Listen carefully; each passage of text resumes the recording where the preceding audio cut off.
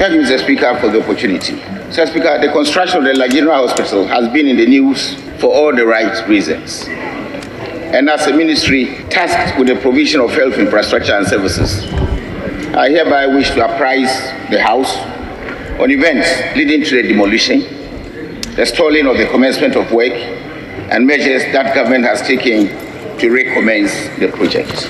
Mr. Speaker, as you may recall, the facility was demolished in the year 2020 to make way for the construction of a new 160-bed facility for the people of La and its environs. The decision to rebuild was hinged on the congestion experienced by clients to the hospital, the need to expand the services provided, and above all, the poor structural integrity of the building.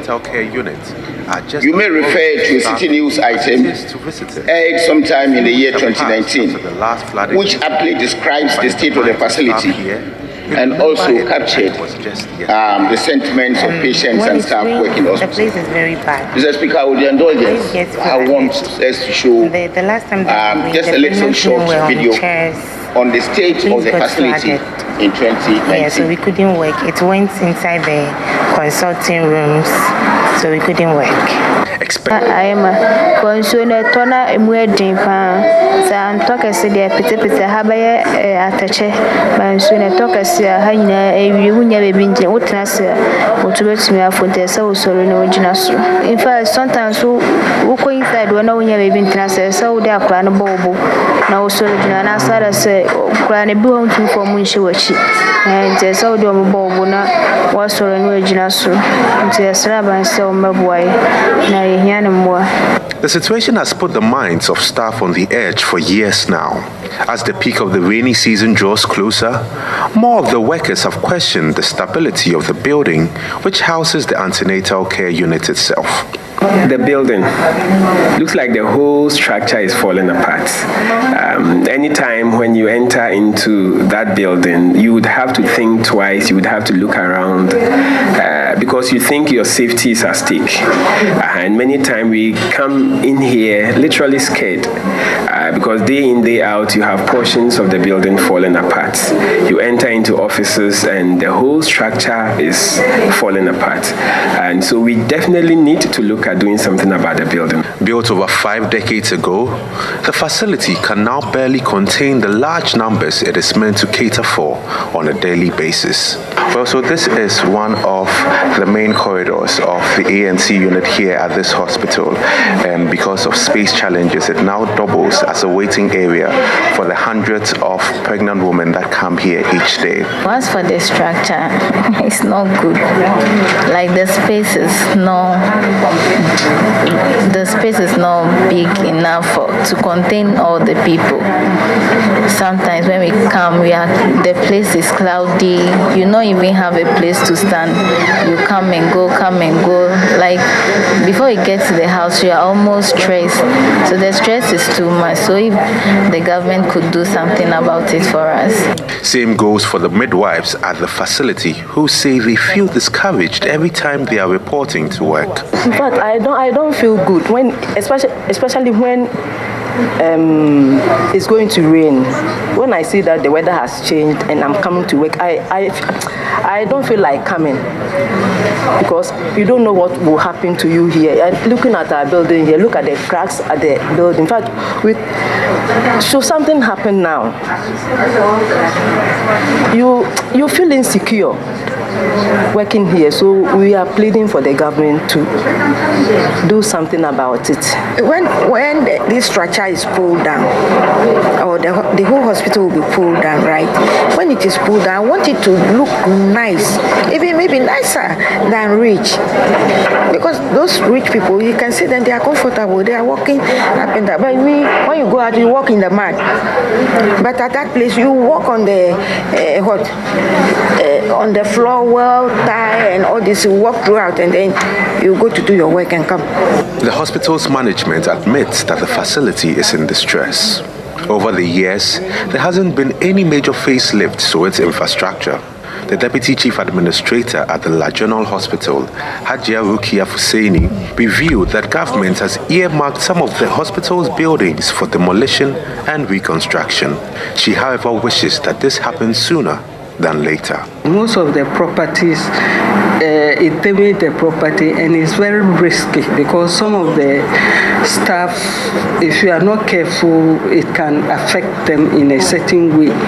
You know what I'm talking about. All of a sudden you are there and water just ran into you. You'll be scared because water is so strong that it can easily carry the human beings, both the human beings and the property away.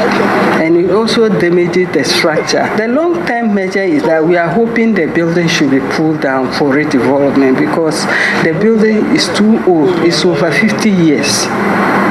It's over 50 years. So if it is pulled down and new structure is put up, I think it will solve all this flooding issue. Until some luck shines on this facility, the lives of the several hundreds of people, together with the staff of the General Hospital, will be at risk, especially after a heavy downpour. Reporting for City News, my name is Ni Ama. Brought to my attention as a minister. Understanding the nature of the problem, which mainly revolved around the serious dilapidation of the hospital, the ministry went to all lengths to get the people of La a new facility. Mr. Speaker, I had occasion to visit the La hospital in the state, as I have shown to my colleagues. And it became a priority project for us. So we were making sure that we get a very good facility for La General Hospital. Much as the project has not kicked off in earnest, the ministry would like to assure you that the situation is under control and work will soon recommence. By way of understanding the nature of the issues and what has been done to date, especially events leading to the demolition, I hereby present a chronology of the events for your appreciation of the efforts made so far. Mr. Speaker, there were several letters coming from the Regional Directorate of Ghana Health Services through the Director General to the Ministry. And so there was like pressure on us to do something very, very, very quickly. Mr. Speaker, the ministry, in our searching for funding to do the work,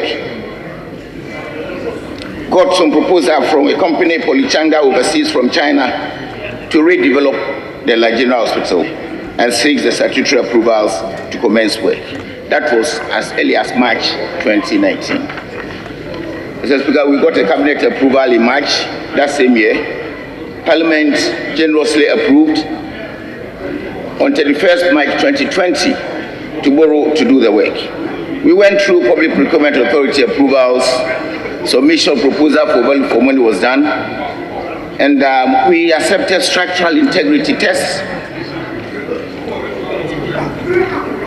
and commissioned stakeholder engagements to sensitize even the lab community on the need to demolish the building and rebuild.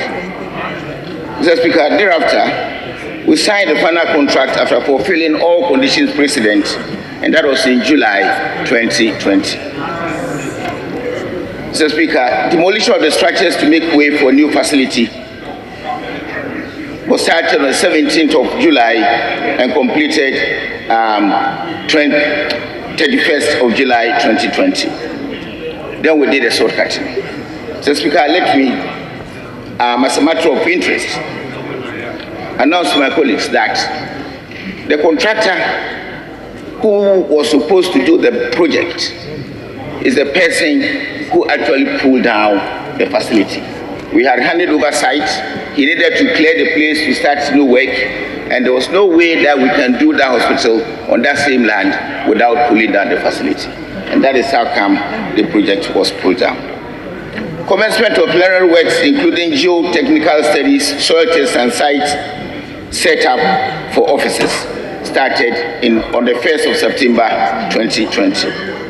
Mr. Speaker, the project, however, was suspended due to issues with the insurance cover from Sandoshaw. We faced challenges with relations with Sandoshaw, and Sandoshaw suspended their efforts to issue insurance for the cover of the facility that we were taking in completion.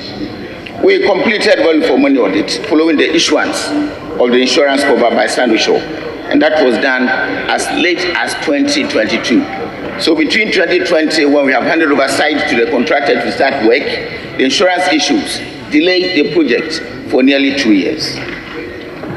Thereafter, submission of advance payment requests with accompanying bonds was done late April 2022 for work to actually commence. The contractor submitted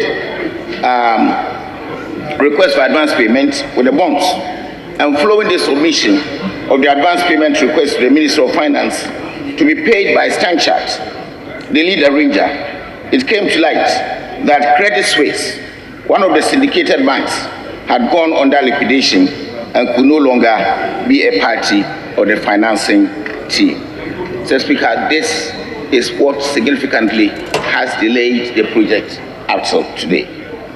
This compels Stanchart to find a replacement, but the process could not be completed before the government's debt restructuring process also started. As you may recall, the debt restructuring has led to a suspension on all externally funded projects covered by loans. And that is the situation we are in. Mr. Speaker, I must comment that apart from the large general hospital, we've never seen this type of hiccups up and down in managing any project in the health sector so far as since I became Minister for Health. So we have had serious challenges with large general hospital. Mr. Speaker, despite challenges imposed on the government by the debt restructuring, it is not resting on its oars. The President of the Republic, in particular, has taken a keen interest in the particular project, following which the underlisted steps have been taken. Mr. Speaker, at the 37th session of Cabinet, the President directed the Ministers of Trade and Industry, Health and Finance to find alternative sources of funding to recommence the project. Through the efforts of the three-man committee, the Minister for Finance has now identified funds locally to continue the project with the same civil works scope but a reduced price of 50 million euro. The contractors have resubmitted the advance mobilization guarantee to the Minister of Health, which has been processed to the Minister of Finance for payment. The project consultants and the ministry's technical team have met with the contractors to draw up a roadmap for the continuation of the project once the funds are received. The contractor indicates that once the funds hit the account, they will remobilize to site within 1 week. Mr. Speaker, so unfortunately I couldn't get some of these things shown on the video, but there are materials on site worth over $8 million that the contractor has put there to recommence work with. They were mobilizing, they actually mobilized, they were on site when suspension happened. Now we have all these materials there. There are very few skeleton staff on the site, and now that they are going to get back to site, we believe the project will move very quickly. At this point, Mr. Speaker, all parties to the contract have shown a very clear willingness and commitment to work, and we trust that this project will be carried out in earnest and completed within the 24-month duration as originally stated. I thank you, Mr. Speaker, for your indulgence.